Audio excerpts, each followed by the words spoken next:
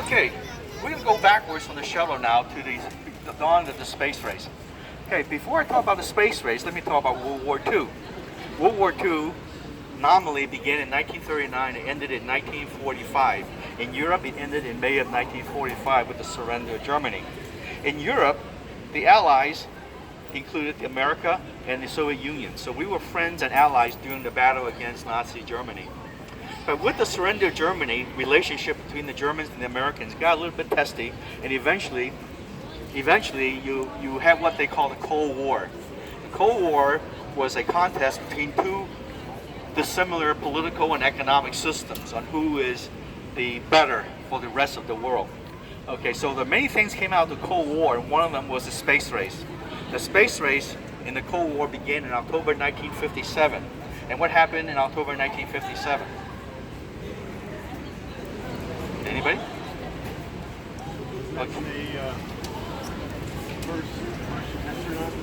First Russian astronaut? Not quite.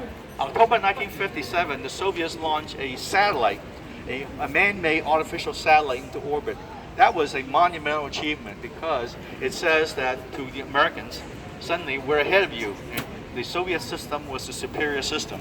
But to the Americans, that wasn't the real message. The real message was now the Soviets have a rocket that was powerful enough to launch something into orbit, which means, not so much Sputnik, but which means that they had the capability of putting an atom bomb into space. And which means that America is no longer safe against a Soviet attack in the case of World War III. So the space race began with a satellite under so-called friendly civilian terms, and that branch of the contest went on and on. Satellite. Next thing that's obvious is put living things into space. Sputnik 2, the Soviets put up a dog in space, a dog named Laika, and he went through space for a couple of days to once again show the Americans we're top dogs, so to speak. And unfortunately, it was such a hurry to show they can do it, they never planned to bring Laika back. So Laika basically suffocated when the air ran out after 2 days. All right, so the contest was on, the space race was on.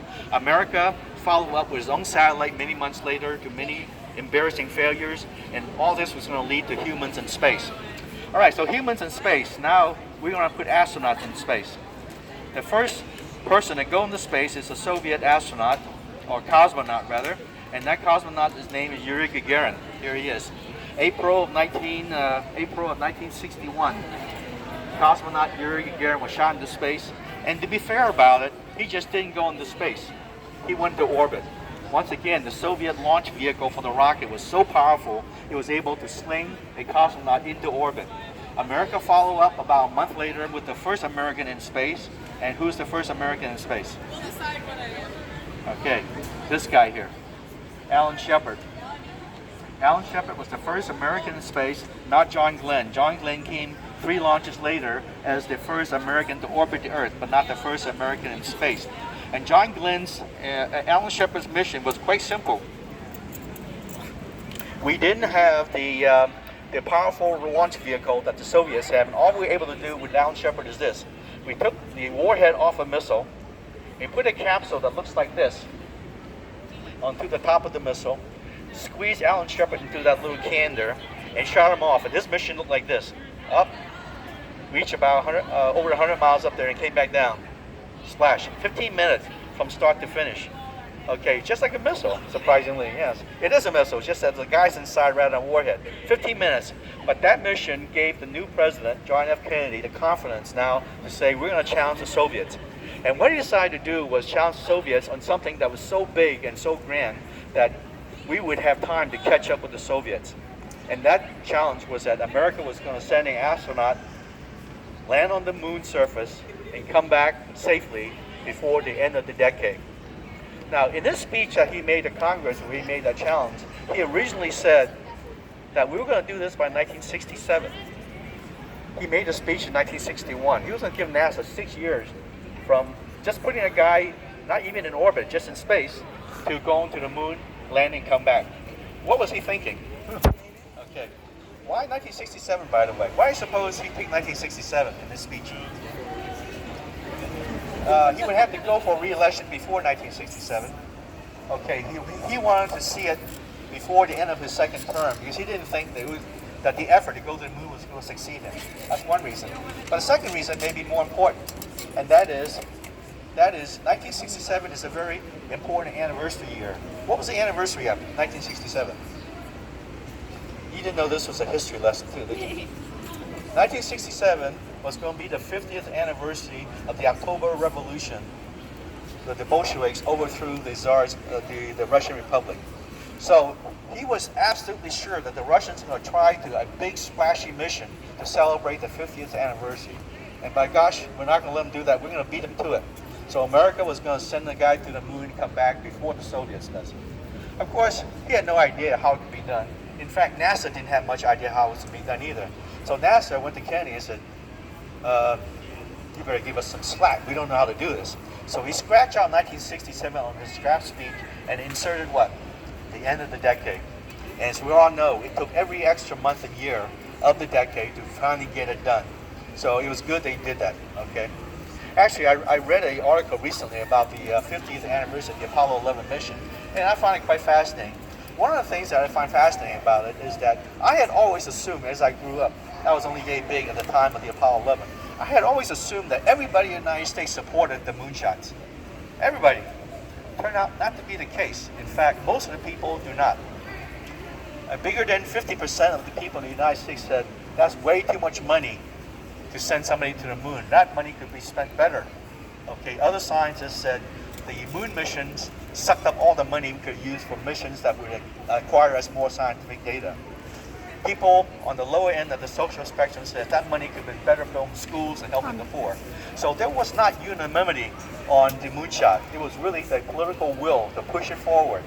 And the thing is, I've read this article that I find fascinating, is that there's a good chance, a speculative chance, that if President Kennedy had not been shot and killed, that the moonshot would have gone with him.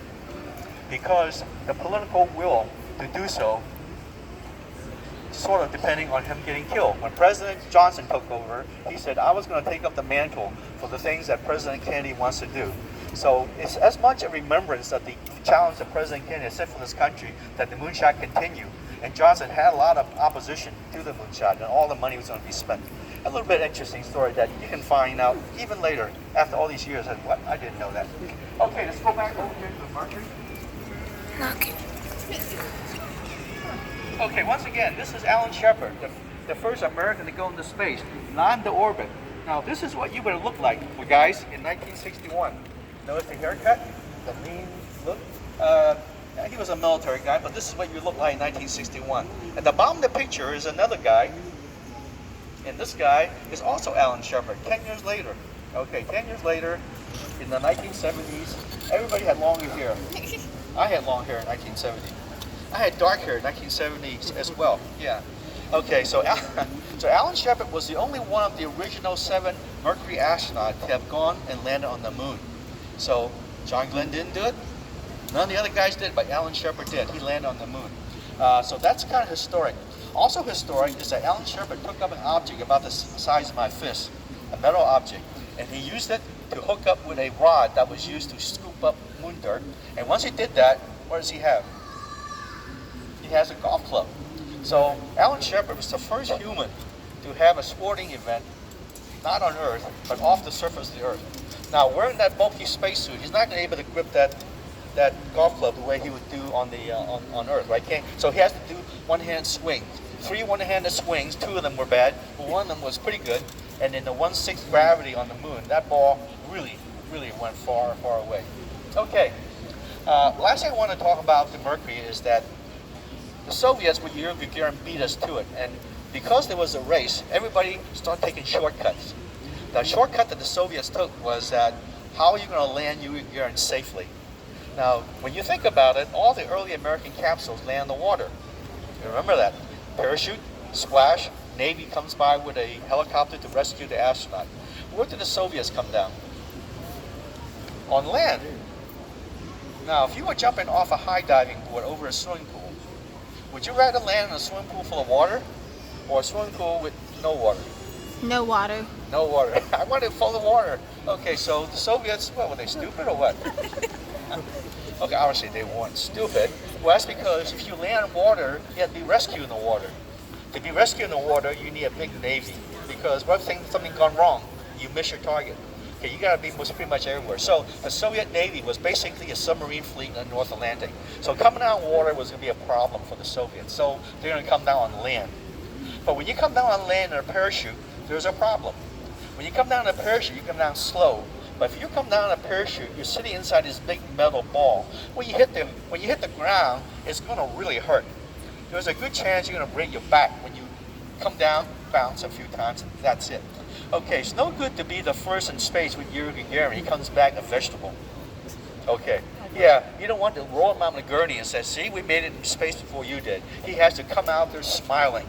So what did the Soviets do to prevent his back from getting broken when he landed? Well, they took a shortcut, and the shortcut is quite clever. Okay, this is not what he did, but something similar to what he did. Okay, Yuri Gagarin sat in a seat that's mounted inside a partial tube that looks like this. Okay, so here's what happened. He's coming down in a parachute, and about 2 miles over the ground, the air has enough oxygen that he can breathe now. And about 2 miles over the ground, he punches a button on his front console. When he did that, the door next to him exploded. On top of him flew open. When it flew open, this thing got ejected from his capsule. This is an ejection seat. So when he ejected, after he gets ejected, parachute comes out, separating him from the seat.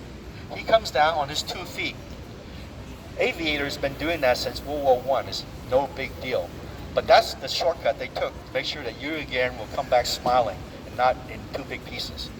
So with that shortcut, now later on, the way they do things now is that there's actually rockets at the bottom of the capsule just before it hits, just like an airbag in your car. You go poof, and it cushions your blow so you don't get the big hit when you hit the ground. That's the way they do it now. But back then, they didn't have the time. They said, we got to beat the Americans. What we're going to do is you jump out.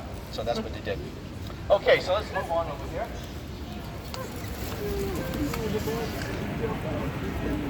Yeah, I know. This big. Yeah.